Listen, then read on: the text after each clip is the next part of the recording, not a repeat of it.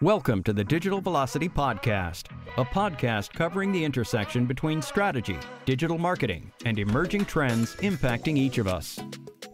In each episode, we interview industry veterans to dive into the best, hard-hitting analysis of industry news and critical topics facing brand executives.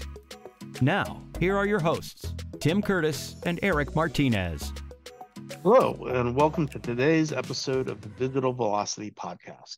Today, Tim and I are going to be talking to Greg Brooks, who is the CMO of SearchTides, an SEO agency at the forefront of digital marketing.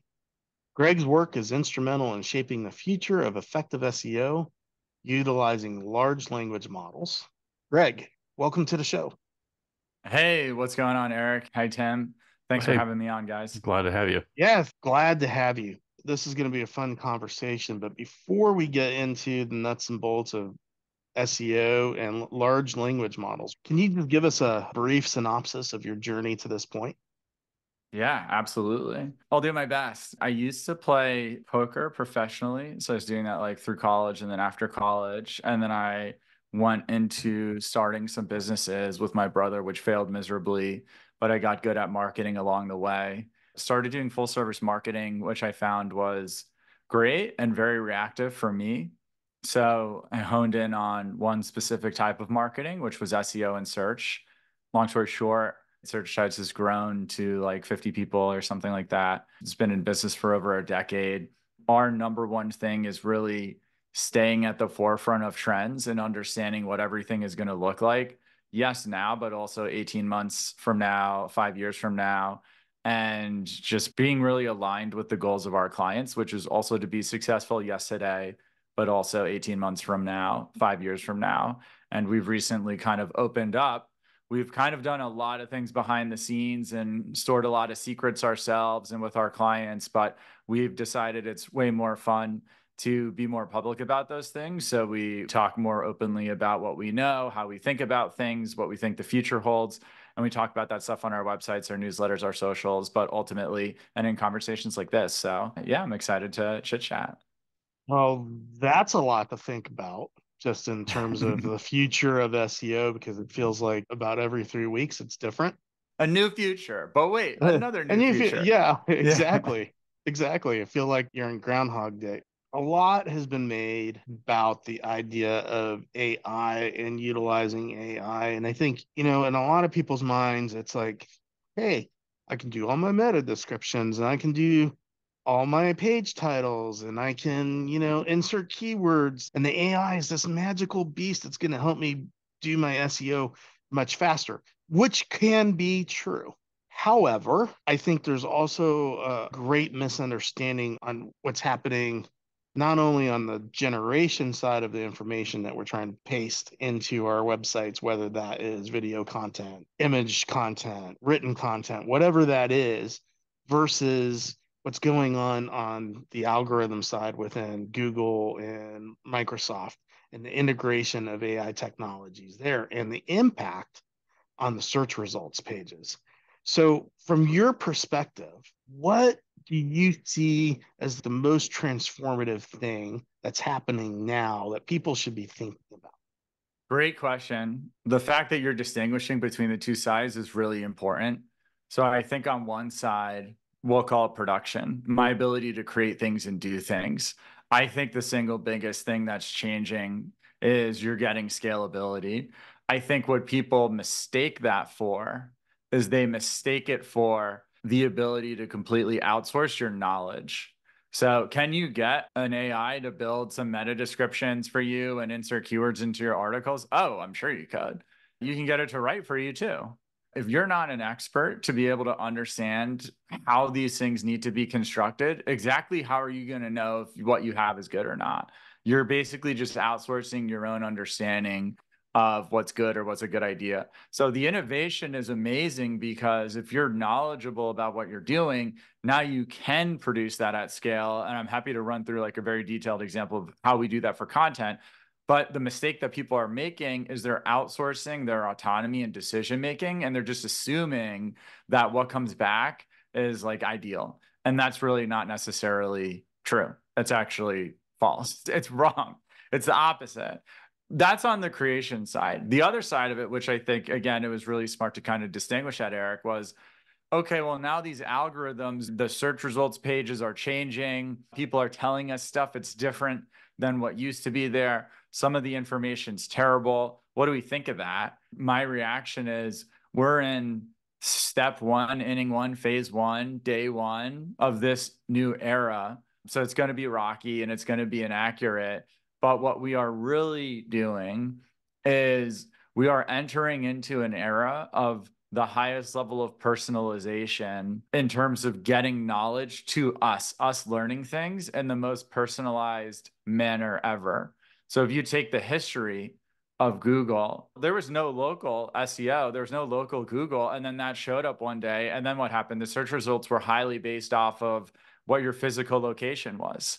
And then if you logged in on Google and you go into your Gmail, now you're getting ads in your Gmail. I'm making no commentary about privacy concerns with that, but yeah, now you're getting ads in your email that are what? Based off of the topics of your email. And then if you look on Instagram, you say something into your phone, and then magically, who's to know why this works, but who knows? Magically, you get an advertisement that's about what you just said. Over time, this level of personalization is occurring, and AI has really always been at the front end of that. What we're seeing right now is we're seeing the next journey, which is eventually I am going to get something that is hyper personalized to me. And the reason why it looks like a disaster right now a lot of times is because it's basically the beta version. But the eventual version is I'm going to get something super specific to me and then flip that around. Now I'm a brand, now I'm a company. What does that mean? Well, that means I'm going to need to be more specific and stand for something and have an identity and be different than the 10 other things that are similar to me in terms of the business that we're performing. That's a really, really powerful statement. Tim and I have had lots of conversations, both on the show and privately, about the role of brand. You're kind of bringing that same concept in, right? We're just applying it to the world of SEO, highly personalized to me, content that's relevant to me, and standing out and being different from the myriad of other sources that can sell what you sell. So what is it that makes you different and unique? Let's push that a little bit further, because I think the challenge that we're facing is we're also seeing this happen while these chatbots, these really highly sophisticated large language models are in use. And there's a lot of data saying that, hey, the generation that's coming up, they're not there yet. They're not hugely economically important to us yet, but they will be soon, are driving more and more of their searches through these language models and not through the traditional search engines. And so when we talk about being unique and being in a brand and being in the right places, how do we do that in this environment? What are the steps that we have to take for some of these older brands? It's really tough. This is a major mind shift in how we approach the market and marketing our products and talking about our products. So what are the things that we need to do to prep ourselves for that? That's a great question. A helpful framework that I use is to think about things in as zoomed out a perspective as possible. So we can say the sentence, search for something on Google, and that means something very specific. But what is basically the most zoomed out way to think about what's actually happening?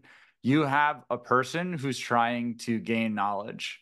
You have someone who wants to know something, whether it's information, whether it's educational, whether it's something that's product-based or commercially driven. Someone wants to learn something that they don't know yet. At the early onsets of the internet, that happened in chat rooms. That was basically like what was around. And then it happened in instant messenger, and then it happened in forums, and then it started happening on search engines. And now it has evolved to happen, yes, on the chat GPTs of the world and perplexity AIs of the world. But I take it a step further and say it also appears on TikTok and on Instagram and on YouTube, where like where people are, they are looking to learn and therefore they are searching. And if we use search and SEO as phrases to mean Google specifically, we're losing sight of the fact that ultimately what this is about is people trying to learn about stuff and us needing to meet them where they are learning about things. And also understanding that like people assumably will never stop trying to learn about stuff. And therefore now the game is just about, well, where are people going to learn from? And how do I get out ahead of it? And how do I think about the trends? And how do I always basically expand? It's the same thing that we used to have in commerce where you could make a funnel that was just like, yep, someone's going to come in, they're going to click 3 times, they're going to buy something. And now that doesn't really exist. That's why multi-channel marketing is so powerful, because the consumer is, quote, everywhere, whatever the hell that means. The consumer is, quote, everywhere. Who knows? So let's as businesses be everywhere. But it all actually just drives towards one thing, which is understanding your customer, understanding their problems, understanding how you specifically solve their problems better than the 10 other people who look and talk like you, who you're perfect for within that group and who's not. And then if you know those things, now it's easy to figure out the format, the medium, the channel that you're going to play in. The businesses of the future that will do well are the ones that will be just customer driven, not focused on the customer, not prioritizing the customer. Literally, there is nothing else except the customer. Not trying to be best in class service. They're just like, we're only doing things that are best for the customer. I think that's the ethos that will win tomorrow. So living in the world of AI, so I spent a lot of time in the Macon community, and SEO's talked a lot about. SEO has been one of those initial concepts with AI that was very early on. The practical applications, even some of the technical applications, were very quick to be identified. So you fast forward and you have essentially, I don't want to say a widespread movement, but kind of an all-encompassing movement towards incorporating AI into different elements of the SEO work. And when you start talking about content, right, and some of the most recent Google leak, we get a little view inside the world of how Google's algorithms are really kind of emphasizing that content creator and website owner and blah, blah, blah, and all the things we need to factor in there. But you hear more and more about leaning into AI for that content generation. It's being scaled, right? We see it. It can look good at first pass, but there's that level, and you kind of alluded to this earlier, there's that level there in particular with AI and AI content that just doesn't really exist without the subject matter expert. There was a really good example. It was shared at Macon in Cleveland this last year. And for those of you who don't know, Macon is the Marketing AI Conference. It's in Cleveland, Ohio every year. The example was an AI writing a blog on beer. And I wish I had all the specifics of the example. It was a Canadian beer, Great Lakes Beer Company, I think was the name of the company. It basically created this content around this beer. And it read like it was a beer enthusiast or a crafting enthusiast. It read all of that. But it took the name and it assumed that the hops were German. Well, the reality was it wasn't. And so anybody who had a high level of subject matter expertise within the beer community would immediately know that that was an incorrect assumption. General readers probably would have read it and not really thought much about it. But it really goes back to those subject matter experts. It was an example of how you cannot walk away from content and the responsibility of content creation with AI. It really is more of that augmented intelligence where you're pulling the two together. So how are you tackling that? How are you telling people to tackle that when they're getting really specifically into, they need that AI, again, on the production side for scalability, but yet you can't divorce yourself from that subject matter expertise? Yeah, totally. That's a great question. The reason why it's a fantastic question is because let's take it to where it's eventually going, and then let's still answer the question there. So yeah, these mistakes exist today, but are they going to exist when we have ChatGPT 10.0 or 15.0? What's going to happen when we have the ability to not just create writing, but to create video? That is also up to that standard too. The answer is 99 point whatever % of the content on the internet is going to be AI generated. It doesn't matter what medium it is. And how do we still thrive in that environment? So let me answer that question. And then I actually will walk through exactly how we do content creation today in a very collaborative way with ChatGPT, because everything that you're saying is true. So We believe that right now, if you look at SEO and you think about it as a triangle, and search and the internet works this way too. There's 3 layers. The bottom layer, you would call that the foundational layer. That's all of the associations that you have with SEO already. That's stuff like meta descriptions, links, title tags, content creation, technical SEO, all that stuff that everybody quote knows. That's all there. We're building our all-seeing eye pyramid. The bottom is critical. That's a critical part of it. The middle represents the era that is really today, is called the influence era. We call it the influence era, the influence layer, whatever it is. And that's really what you just described so well, Tim. You basically require subject matter expertise to talk about things in a meaningful way, because you have to have the knowledge and you have to have an SEO, what's called EEAT, experience, expertise, authoritativeness, and trustworthiness. Authoritativeness and trustworthiness, think of those things as like your credentials. Those are your badges. That's like, yeah, you know about this stuff, and that's really why you're able to. Your experience and your expertise, those are your components that make you you. So if I go into a pharmacy and I ask the pharmacist to fill a prescription, and they say, yes, I will do that, but there's this generic version that's available for 10% of the cost, you should have that. That's the pharmacist using their expertise. They know that that exists. And if I go back and I say, hey, I have this prescription, can you fill it? And they say, yes, I can. But every time I fill that for someone, nothing happens. They come back, I give them this other thing instead, and it works perfectly. You should just do this the first time. That's the pharmacist using their experience to guide you.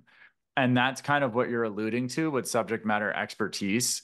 It is the information. The hops are from Germany or, Europe or whatever. I know those things. Additionally, there's this human component of my experience that I've built up, filling all of these prescriptions or touching all the different hops, that's creating a sensory experience for me that's not able to be. The whole point of that is we can't use words to describe it because it's a sensory experience, which leads us to the future of SEO and really the internet, which we're calling the human era. And the reason why is because as soon as you have mass production take place in terms of factories and cars and tables and all that stuff, what becomes the most valuable? The handmade stuff. That is basically what the internet will become. Human beings will stop trying to become encyclopedias or Wikipedias or indexes of information online. That's exactly what AI is supposed to do. Just spit the thing back to us and do it in a way that is efficient with how we digest it. Sweet. Awesome. Great. But I will now have the luxury of wanting to connect on a human level with someone and valuing that experience, which again, we can't really put into words. But when you have a conversation with somebody who you walk away from and you go, I really liked talking with that person and I felt on some level like a connection with them, that was cool. I would hang out with them again. That's a very human experience. And so if you're not relying on those people anymore to give you the most efficient directions from point A to point B, now all of a sudden that stuff does come more front of mind. And so I think we have an opportunity to deepen the connections that we have with each other in this next era. This is probably a horrible description. I call it the Etsy effect or Etsiness. Right. It's that special, artisanal, bespoke. It is not mass produced. You're getting that original kind of artisanal type feeling or interaction with a product. So flipping on that, so I get all that, and I certainly understand directionally. It's amazing when you go year 1 to year 2 to year 3, year after year, for example, at Macon, and you see and hear the advancements that have been made in AI over that period of time. A year is an eternity in AI and the impact that AI has had since the previous iteration. Nowhere has that been more maybe visually evident, for example, than on creative, and where you can actually really see the iterations and the video and the improving quality. It's not a new iteration of that video. It's multiple iterations better. You're leapfrogging things. In a short period of time, you're taking gigantic leaps in terms of quality. So I get all that, right? There is this little inconvenient thing that we haven't solved for yet. And this, going back to my history, I spent years as an intellectual property officer. The challenge or the fear related to AI at the moment really has to do with copyright. It's the usage of materials and insights that is going to be a challenge because there's not case law yet on AI to define, is it truly public domain? How do we handle copyrighted works, etc.? So if you're stepping around, and we've talked to people before who have had very creative steps around that where they're using much more generic approach to AI. But even if it's considered a derivative of the original AI output and you've tackled a subject matter expert's gone in and rewritten or edited it down, it's actually looks like it's still classified as a derivative of the original work, which may or may not be copyrighted. So where are you on that spectrum? It's a super fun party conversation. And I would recommend doing that at your next gathering or whatever. But it is something that we have fiduciary responsibility, right? With clients. We have to bring those things up when we're talking to clients. Where are you on this fun subject? I will answer that question, which is another good question. I'll answer that by telling you exactly how we use ChatGPT to help us create content. So what we do is we might go into ChatGPT and say, hey, check out this search term or these search terms or these 5-6 articles that we love. What are all of the different subtopics that they're talking about? What are the different sections? All those sorts of things. Okay, can you collate them, put them in a list, look at the frequency that each of them used at? So now I'm starting to generate an outline. We might literally paste in the helpful contentness guidelines from Google and say, hey, just let you know, we're looking to adhere to these guidelines. So everywhere that you can incorporate these, especially the EEAT stuff, whatever. So now we have an outline, we have some guidelines, we might ask for it to write, and nothing can really write like full paragraphs or anything like that, come up with different ideas and stuff like that. There's a back and forth. Now we have an article. And now we might feed it back in and say, can you remove the fluff from this article? So now all the fluff's removed and we're like 89% of the article just disappeared. No, I'm just kidding. Yeah, so now there's no fluff. Then I'm like, hey, can you add some statistics or facts? What are good spots to do this? Do you know any? Can we reference them? Whatever it is. Can we add in more authoritativeness? Can we add in more trustworthiness? What are examples of experience that someone might write into this article? And so that is very much like a collaborative process that there's a back and forth. I think that's the best way to use AI right now because it can't really do it on its own. Now, in terms of the derivatives questions itself, you go back and you look at artists over the years, musical artists over the years, and they talk about their most inspirational bands. And then you go back and listen to the songs again that these artists have played. And you hear it all of a sudden, you're like, oh yeah, this chord was inspired by, it's the same sort of chord that's been. And so my question would be, where's the line? Where do we draw the line? If I sample a song, where's that on the line? If I take inspiration from a song, where's that on the line? If I use X amount of the same lyrics, where is that? I think the big challenge in AI is, if I go and I listen to 10 musical albums and then I make music as a result of listening to those albums, most likely there are no legal ramifications. I'm not a lawyer, but I did watch like 3 episodes of Suits. Only 3? No, I watched them all. I'm a little addicted to that show. That show is hilarious. So it's just like, where's the line? Where's the line on this stuff? If I go watch 10 TV shows and then I make a TV show, if I put everybody in the same outfits, if I use the same names and titles, I think the challenge with AI is that if I do things manually as a human being that are very clearly on one side of IP, and then that thing happens at scale because it's an AI, does that actually change the result somehow? And my instinct, and again, I'm just an avid Suits watcher, is no, it doesn't change it because it's basically the equivalent of, well, what if I was able to digest information 3 times more than anybody else could? Does that make me infringe upon someone's IP?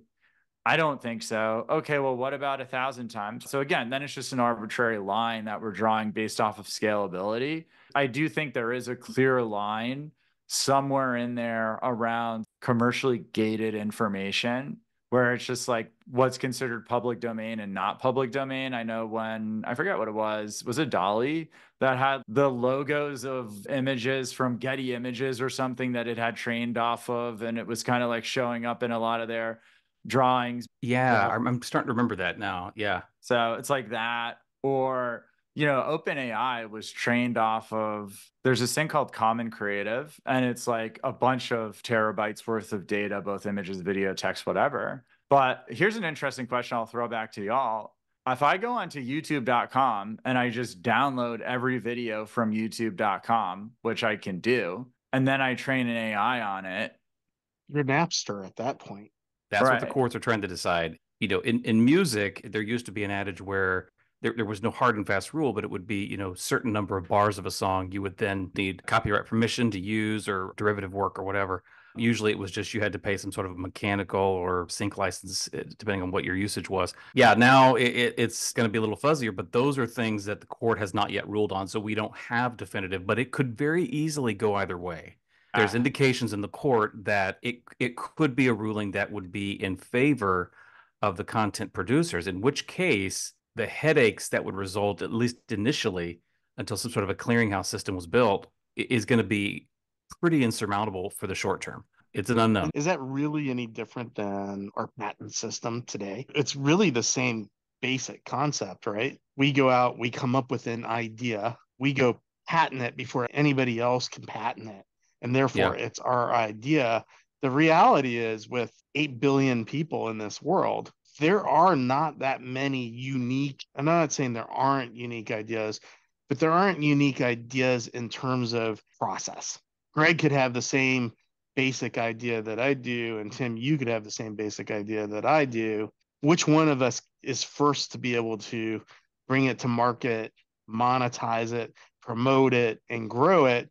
Oftentimes is the mark of who's successful. So I think the courts have to take a look at this from that vein, is like, hey, there's a lot of patent trolls, and AI could actually exacerbate that problem. We really don't want to stymie innovation. And the power of AI, in my perspective, is that we have the ability to be incredibly innovative in so many unique and interesting ways. That doesn't mean that they're completely unique ideas at the core.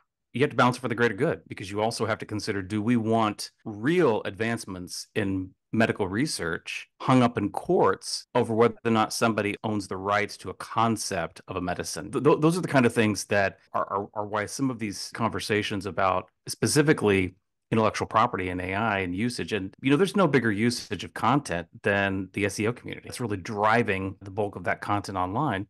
So it's a very real question, and I think it's one that we'll have to get some clarity on, because until the courts rule, but to your point, and I don't think anybody's advocating for folks to stop. I don't think that's the way to do it, but be mindful of your approach and ensure that you're not clearly lifting copyrighted material with quotes and direct quotes and those kind of things.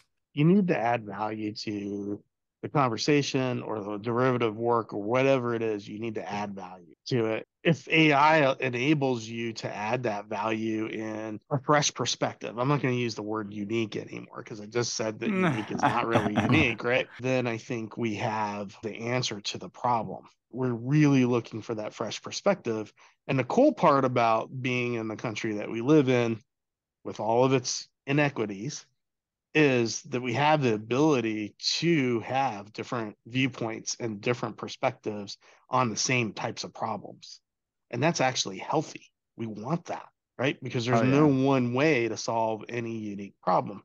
So if we bring that back to the world of SEO, I think what you said about your process is, hey, you're using AI to create content that scores high on experience, scores high on expertise, authority, and trust.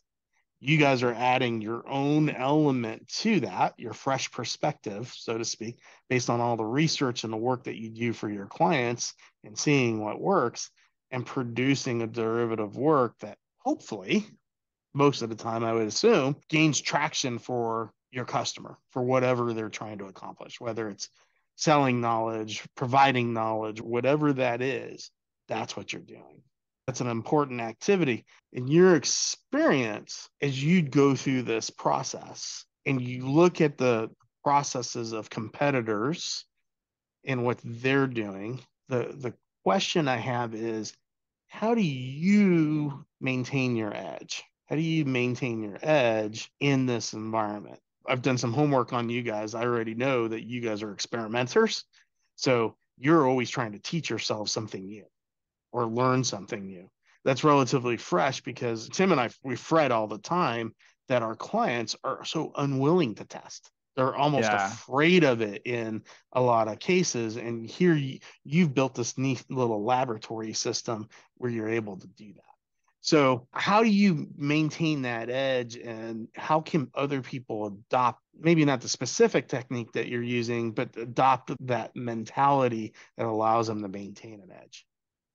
I think it starts at the culture. We always viewed SEO as zero sum, meaning if you're going to win, you are quite literally knocking down other people and reducing their traffic in the process.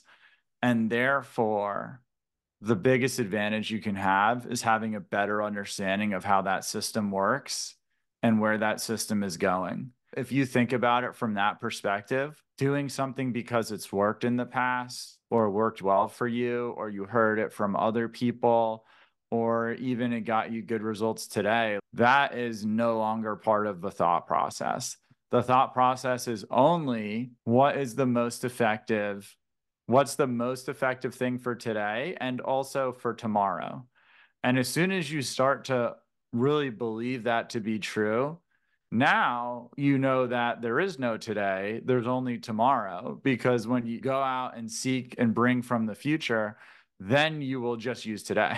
So ultimately, like, my job is to make sure that is the core ethos at SearchTides. How do we go out and see how things are going to become, and then understand that better than others and more quickly than others? When we explain it from that perspective, clients are always down for it, because it's talked about not in terms of experimenting with them, but in terms of like competitive advantages, where anything that's already happening now and today, you don't have an advantage over other people. We had a client get penalized for, so I want to say Q4 2022. They got penalized for, or they didn't get penalized, but there was an algorithm update that came out and they were negatively impacted from it. And that wound up being like helpfulness, but content helpfulness didn't exist until the middle of 2023. So at that point, we essentially just said, in order to figure out what's going on here, we have to look at everything holistically and essentially not have rules for things. So we created like a 20-page guide. We called it the A+ content guide, because again, helpfulness was not a word yet. It wasn't a term yet. And it was like a super long guide on all of the things that we felt, which was like what everybody in the best was doing. We realized that this was something that was happening not at a page level, but also at a website level. And we wound up revising like 400 pages of content with that client. And then by the time the next major algorithm update came out, their traffic doubled. And this is still before content helpfulness was a term. And then later on, people are starting to speculate August 2023, September 2023. There's research that starts to come out. There's helpfulness stuff people start to talk about. And we're like, yeah, we've had the playbook on that for months, since January 2023. Why are we able to do that? Because number one, that's what we've decided our edge is. Our edge is on the product side, which means we better put a lot of time and effort into that. But it also means like, it's going to change how we think about our clients. We don't have checklist audits with our clients. We don't have the same sort of, we're going to do the same 5 things every single month. We are constantly doing different things. So it's a different model that we have. We don't want to create kind of like a McDonald's, like a kitchen style, where it's just one to the next to the next. And that has weaknesses too. The weaknesses are, it's a lot of processing power that you need to be doing. It's a lot of analysis that you need to be doing. You need to have people spending a ton of time on actually like coming up with where things are going. And you have to be talking to people about that stuff, which means you spend less time on other things. So it's ingrained into us. The techniques or what we happen to do is the lowest amount of relevance as a company. We have like 7 different company values. I think 3 of them have to do with like staying ahead of the curve. Just because you got results today doesn't entitle you to results tomorrow. Staying humble no matter what. Like all of these things are about doing well today, very important for sure. But like ultimately in a landscape of change, which is essentially what our modern economy is, and also what technology creates, like how do we thrive in a world where change only gets faster over time? And it's adaptability essentially. That's incredible. The thing I took away from that whole set of statements is we have made a choice to be a certain way, and we have created a viewpoint around that choice. That's how we approach the market. And I think that's incredibly powerful. Way to go. There are a lot of organizations that do that, but not everybody really does it. I've seen your content. You guys are definitely practicing what you preach. So thank you. And apologies to all of our clients from 7 years ago who we were really slow to answer emails for you because we were choosing to put this stuff ahead of the communication. Ahead of it, yeah. Price, quality, service, pick two. Now we're lucky enough we get to do it all. That was not true for 100% of the time. That's awesome. Thanks for today and for the show and sharing your knowledge really about the process, about where you kind of view things. Before we close it out, is there any last piece of advice you would give the listeners? In the theme and in the ethos of what we've talked about here today, I would say that no change is the riskiest form of behavior that exists. The challenge is understanding where the line between adopting and being flexible is, and then what's too far over the line, which is change for the sake of change. That's too far. So how do you stay in the middle of those things? And it really comes from deprioritization. Where you get stuck is when you try to do it all. I was talking to a buddy today and he's like, here's one of the worst analogies that I ever gave someone. And he said it and I was like, nah, that was good. So this is so good. I'm turning around and using it about 4 hours from now. And he was like, business is like someone's holding a knife to your neck. And I was like, okay, go on. And he said, what's the one thing that you would focus on in that case? And I was like, getting the knife off my neck. And he's like, exactly. That's what it's about. And I was like, all right, well, I don't really know. Okay, now saying it out loud and seeing y'all's reactions, maybe it's not the best metaphor. Turns out it's not the best. It's great. It's actually, I was thinking about it, like, well, this is good. This is like before you get the tight five. This is like the loose five. We're testing stuff out. We're in the basement on a Tuesday night at the late night show. The better way of thinking about it is like, what's the one thing right now that's the most important thing for evolution to occur in your business? And then how do you do it in a way that leapfrogs what already exists? Because it's going to take time and energy to build out the solution that you want. So guess what? If you look at how things work today, and then you build out the thing for how things works today, because stuff always takes longer than we want it to, or than we expect it to, or than our best guesses are, by the time you build it out, it will be a worse version of what exists tomorrow. So how do you go out and grab the most leading edge thing that you can get your hands on? By the time you understand and incorporate it, it'll be part of the zeitgeist. You won't be super unique or special for doing it anymore, but at least you'll still be relevant. And then when you earn and use that muscle and form that muscle from doing that a few different times or multiple times, now you get an instinct for how far out in the future you have to go. And so I'll close on our example from a search perspective. SEO and the future model for us is optimizing for some chatbot somewhere that we've never heard of and that we'll never see and that we don't know exists, but we're showing up as the answer. So if that's what we're aiming for, think about all of the things that we're going to hit on the way there. We're going to hit the chat GPTs. We're going to hit the social media networks. We're going to have understandings of all of these algorithms and how they operate such that when these evolutions happen, we already have deep understanding of them. We are going to, no matter what, understand how people will seek out knowledge online. The where is irrelevant. It'll just be like everything else that's happened in the past. And that's where we'll be. And so if that's our one focus, then all of a sudden product offerings fall into place. All of a sudden sales conversations fall into place, how you talk about things with your clients. All of a sudden internal training, what your expectations with your teams are, what they need to learn, what they need to get good at, who is more relevant in the future, who won't be more relevant in the future. By focusing on that one thing and understanding it, all of these other things fall into place. Or I could just get caught up on the best like customer management platform or something like that and think that's the best way to evolve my business. But it's not a knife. Sorry, I had to go back to it. I had to go back to it. Well, good. What's the best way to get a hold of you?